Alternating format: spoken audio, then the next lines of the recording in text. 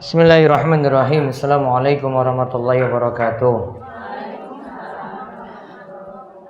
Alhamdulillahi rabbil alamin. Wassalatu wassalamu ala ashrafil anbiya wal mursalin, nabiyina wa sayyidina Muhammad wa ala alihi wa sahbihi ajma'in.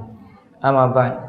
Puji syukur kita panjatkan pada Allah, salawat dan salam semoga tercurah pada junjungan kita Nabi Agung Muhammad sallallahu alaihi wasallam.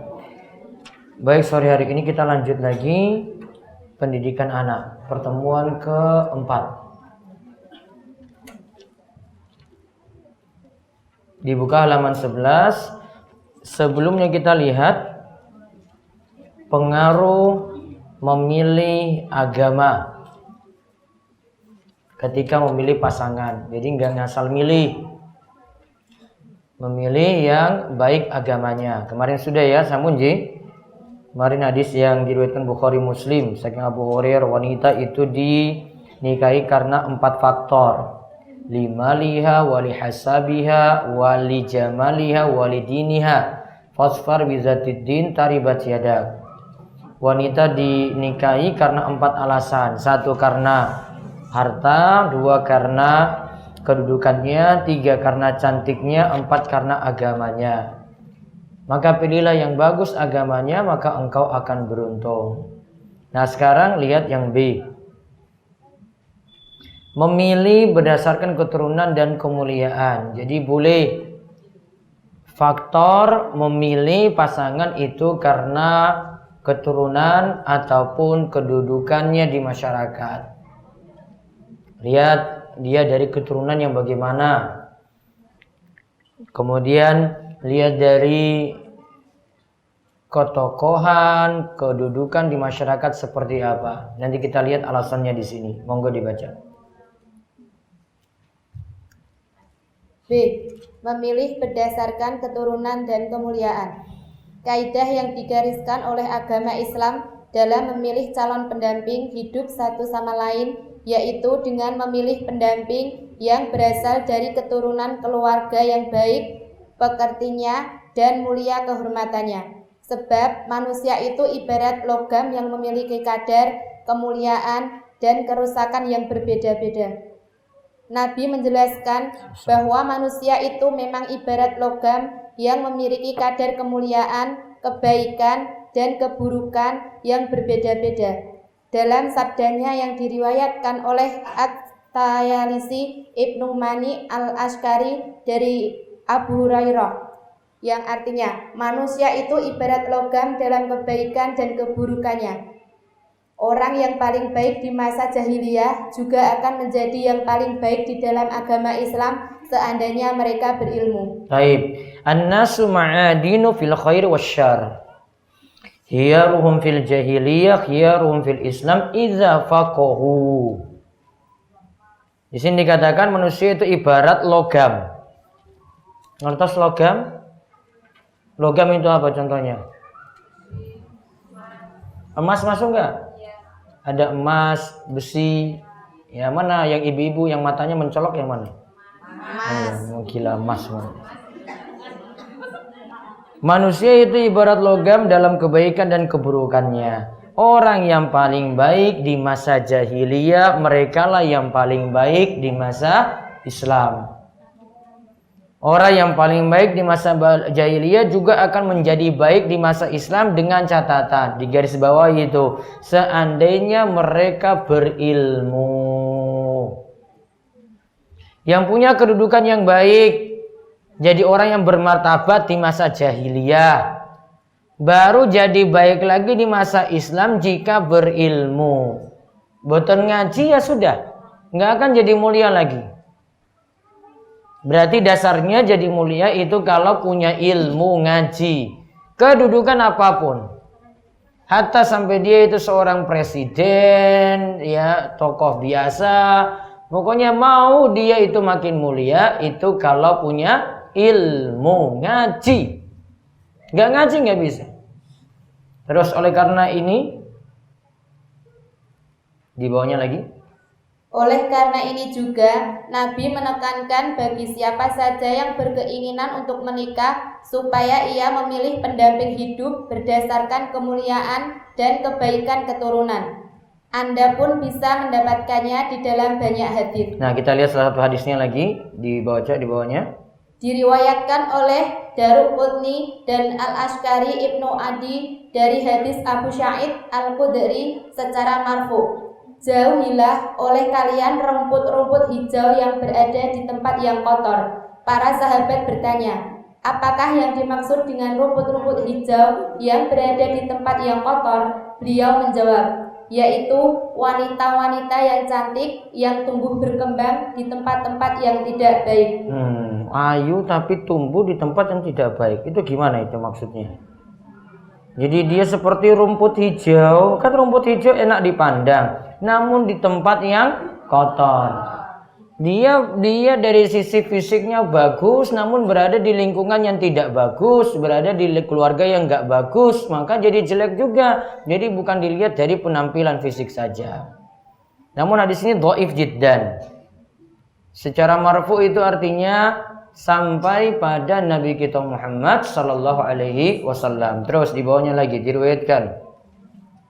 diriwayatkan oleh Ibnu Majah, Ad-Daruqutni dan Al-Hakim dari hadis Aisyah radhiyallahu anha secara marfu.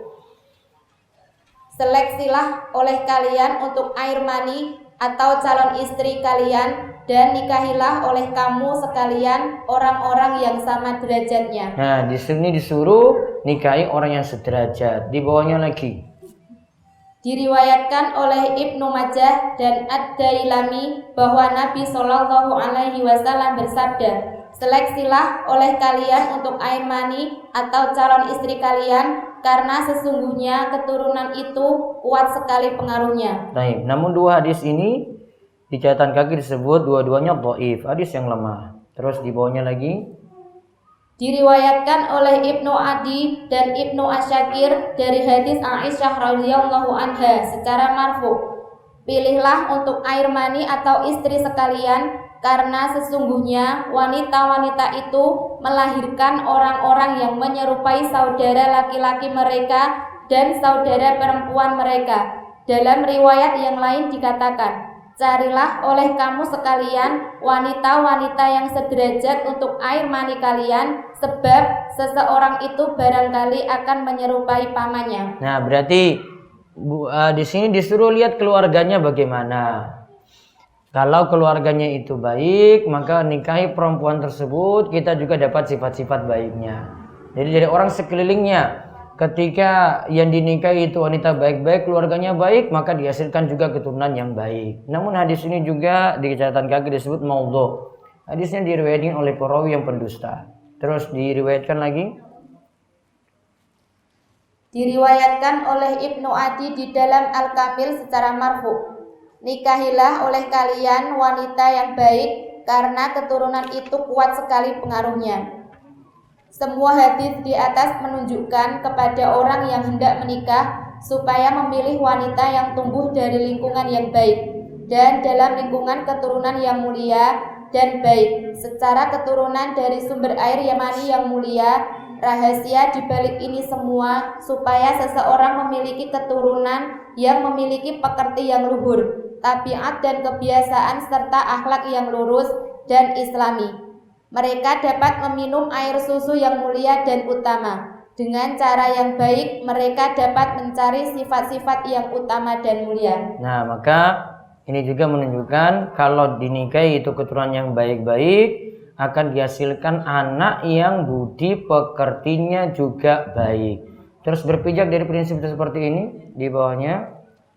Berpijak dari prinsip seperti ini, sahabat Utsman bin Abi Al-As At-Sakafi mewasiatkan kepada anak-anaknya untuk memilih air mani yang baik dan menjauhi sumber mani yang buruk. Beliau berkata kepada anak-anaknya, wahai anakku yang hendak menikah dan menanam, hendaklah seseorang itu melihat di mana ia akan tanam tanamannya, sebab akar yang jelek sedikit sekali yang membuahkan hasil, maka pilihlah meskipun memerlukan waktu yang lama. Berarti disuruh seleksi. Ya, berarti disuruh seleksi milih yang baik, walaupun itu nanti waktunya itu lama. Dia seleksi si A, lihat keluarganya bagaimana, si B, lihat keluarganya itu bagaimana. Di sini dituntut untuk memilih keluarga. Berarti dicatat dulu ringkasannya. A sudah ya, pernikahan berdasarkan pilihan. Yang kemarin A itu apa? Memilih pasangan yang baik agamanya. Terus yang kedua, ringkasannya yang kedua, hendaklah memilih pasangan dari keluarga baik-baik. Sudah? Apa saya tulis itu? Memilih berdasarkan keturunan dan kemuliaan. Selain memilih agama, juga memilih yang punya latar belakang yang baik. Ya. Ditambahkan keterangan, kasih tanda panah saja, yaitu dari keluarga yang baik. Jadi lihat keluarganya.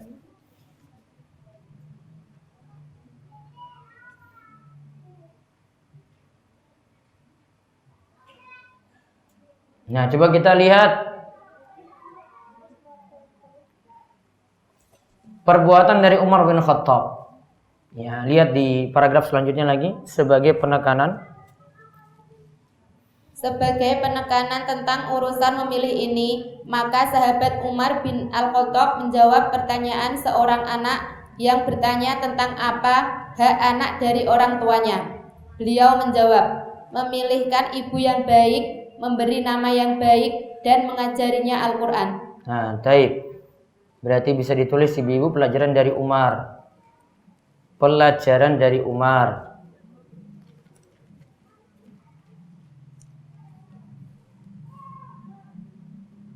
Tentang hak anak dari orang tua. Tentang hak anak dari orang tua. 1. Memilih ibu yang baik. Berarti kalau ibunya sudah ada gimana? Gimana ibu-ibu? Hah? Diperbaiki apa nih? Ditambal? Apa? Kalau ibunya sudah ada gimana? Ya, ibunya dididik, berarti istrinya itu dididik oleh suami atau istrinya itu yang ngaji, tolabul ilmi, nimba ilmu biar jadi baik. Nggak bisa lewat jalan lain, Bu. Itu bukan dapati di mall, bukan dapati di pasar, itu bukan dapati di warung. Ya, kalau di mall, pasar, warung ya coba ngerti harga beras, harga telur. Berarti dapat perempuan situ ya cuma perempuan yang ngerti harga pasar. Iya toh? Sama juga di tempat lainnya. Cari yang ngerti agama, paham agama, itu jadi ibu yang baik. Yang kedua, nasihat saking Umar. Hak anak dari orang tua. Yang kedua, memberi nama yang baik. Kasih nama yang baik. Yang ketiga, mengajarkan Al-Quran.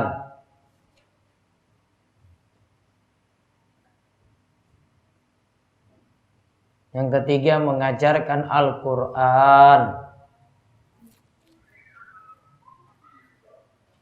Maksudnya apa?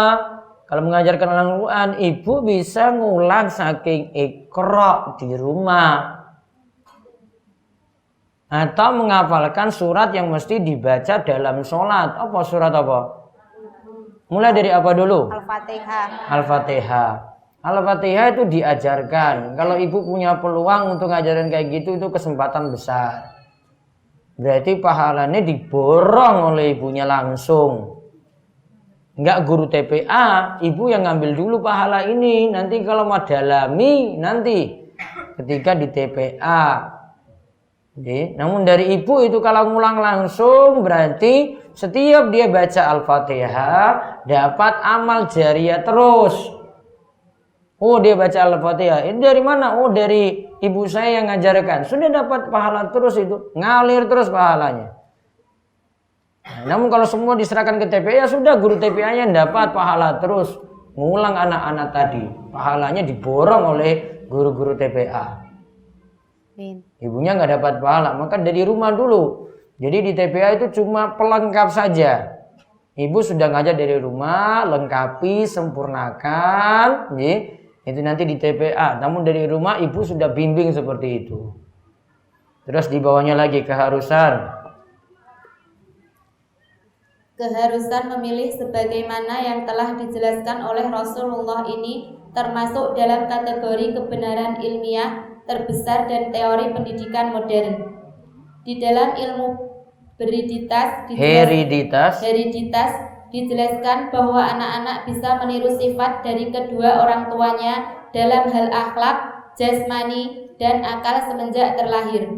Saat seorang wanita memilih suami atau sebaliknya suami memilih istri, itu berdasarkan pertimbangan keturunan yang baik, tidak diragukan lagi akan tumbuhlah sang anak tadi dengan baik dari segi kewibawaan, kesucian, dan keistiqomahan. Maka dari orang tua yang baik, melihat di sini anak itu bisa niru bapaknya akhlaknya gimana, ibunya itu akhlaknya gimana, nanti anak ini akan niru. Kalau itu dari keturunan baik-baik, ya yang diambil ya akhlak yang baik. Namun kalau keturunan yang nggak baik ya atau dari keluarga yang nggak baik, sudah itu kebawa nanti ke anak. Dipanggil anaknya, bantah terus orang tua misalnya. Anak yang baik itu kalau dengan orang tua itu cuma jawab iya, boleh, bisa, itu aja. Ibunya bilang apa? Ya, itu iya aja sudah. Ibunya ngomong lagi, boleh. Ibunya ngomong lagi, bisa. Wes gampang jadi anak soleh itu. Namun kalau sudah sudah muring-muring sudah. Kalau dia jawab cuma iya, boleh, bisa, paling bagus itu. Iya lah, iya. Kalau dapat kayak gitu luar biasa. Ibu didik kayak gitu, jadi ibu. Ya, bukan mulai sering bantah orang tua. Nah, tahu akhlak yang seperti itu kalau orang tuanya didik dengan baik, contohkan di rumah juga dengan baik. Ibunya rajin sholat, bapaknya rajin sholat, ya tentu nanti anaknya juga diarahkan juga pasti rajin sholat. Bapaknya ngajak sang putra itu di masjid. Namun kalau bapaknya yang malas-malasan, ibunya nggak bisa dorong, nanti anak putranya itu nanti beralasan, itu bapak aja kayak gitu. Azan maghrib nonton TV terus, misalnya, nggak mau. Maka dari bapaknya nantinya, ibunya juga gimana di rumah. Mbok ini orang nutup aurat, anaknya juga ikut-ikut nggak nutup, sama, nggak akan jauh. Namun kalau ibunya itu jaga aurat terus nutup itu, maka nanti anaknya terpengaruh kayak gitu juga. Terus di bawahnya lagi, jika terkumpul dalam diri seorang anak faktor heriditas dan pendidikan yang baik, maka anak akan sampai pada puncak kemuliaan agama dan akhlak. Dia akan menjadi teladan dalam ketakwaan, keutamaan, interaksi yang baik, dan akhlak yang mulia. Maka hendaklah orang yang akan menikah senantiasa berusaha memilih yang baik, bijaksana dalam menentukan pendamping hidup, jika menghendaki nantinya memiliki keturunan yang baik, suci, dan juga anak-anak yang beriman kepada Allah. Heriditas itu pewarisan watak. Jika terkumpul dalam diri seorang anak faktor heriditas, berikan keterangan situ. Ini bahasa tingkat tinggi di bagian penerjemahan ini. Heriditas ditulis pewarisan watak dari induk ke keturunannya. Jadi diwariskan dari ibunya ke anaknya, dari bapaknya ke anaknya, itu namanya heriditas. Ibunya pintar, wariskan ke anaknya. Nah, itu faktor heriditas itu namanya. Ibunya rajin, salurkan lagi ke anaknya, ya, diwariskan ke anaknya, itu heriditas. Itu ada. Maka kalau mau dapat anak yang pintar, cerdas, cari yang suaminya cerdas, pintar, istrinya juga demikian. Itu pasti anaknya seperti itu.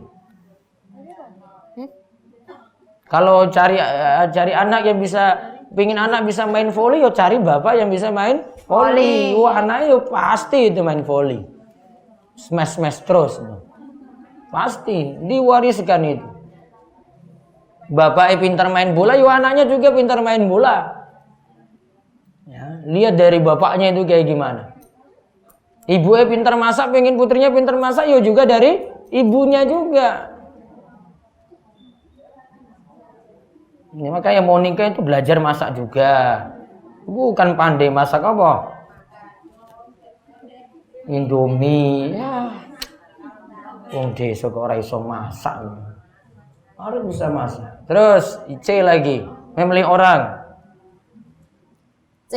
Memilih orang yang jauh dari hubungan kekerabatan. Wow, berarti tiang ada iki. Berarti jangan cari sekitar warak sini. Iya. Itu cari yang jauh dari hubungan kekerabatan. Ini apa nanti alasannya ini ya? Coba dibacakan dulu satu paragraf saja. Termasuk dalam arahan agama Islam yang bijaksana dalam memilih seorang istri, yaitu mengutamakan wanita yang asing daripada wanita-wanita yang memiliki kedekatan nasab dan hubungan. Hal ini dimaksudkan menjauhkan fisik anak dari pengaruh penyakit-penyakit yang menular atau cacat bawaan, serta untuk memperluas ruang lingkup kekeluargaan dan mengokohkan ikatan-ikatan sosial. Oh, biar dengan orang jauh masih punya hubungan dengan banyak orang. Kalau cuma sawarak saja nikah, berarti hubungannya ya cuma segitu. Berarti kalau warak sini yo nikah karo wong Panggang gitu. Atau beda kecamatan gitu, Panggang Sartosari. Ya, ora beda RT. Nah, kalau sudah cinta lagi ya gimana? Ngirit biaya. Ada yang RT juga? Ngirit biaya. Wadah, ya ora apa-apa. Ngirit biaya tatat. Ngirit biaya rasa mudik. Gak boyong-boyong sana sini jauh-jauh. Ngumpul ini wah.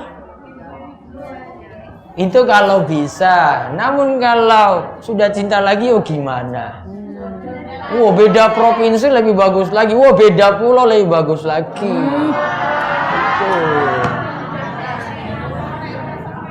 Iya. Wallahu a'lam bishawab. Nanti yang ini C dilanjutkan kesempatan berikutnya. Hari Ahad besok diingatkan ada tablik akbar pagi jam 09.00. Sekalian nanti bapak-bapak dapat koko. Kalau nggak dapat koko yo kaos. Kemudian ibu-ibu dapat jilbab sampai jam 11. Paling besok nggak tanggal 09.00. Kemudian ibu-ibu yang kajian sore libur. Oh iya, di Al-Huda tetap ada seperti biasa. Yang mau ikut silakan untuk hadir. Di sini nanti ada transport juga. Monggo hadir bareng asar seperti biasa dari sini jam 2. Ya, sampaikan pada yang sepuh juga bisa ikut. Yang kajian ibu-ibu sepuh tetap ada untuk malam minggu Iqra di lapangan. Ya, Iqra di lapangan. Ya, itu saja. Kita cukupkan. Insyaallah akan lanjut lagi. Bahkan berikut tafsir juz amma. Bawa juz amma. Kalau bingung jadwalnya apa, bawa dua-duanya biar nggak malas. Ya. Tasnya beli yang besar. Kita cukupkan, kita tutup kalian doa kafaratul majelis. Subhanakallahumma bihamdika asyhadu an la ilaha illa anta astaghfiruka wa atubu ilaik. Assalamualaikum warahmatullahi wabarakatuh.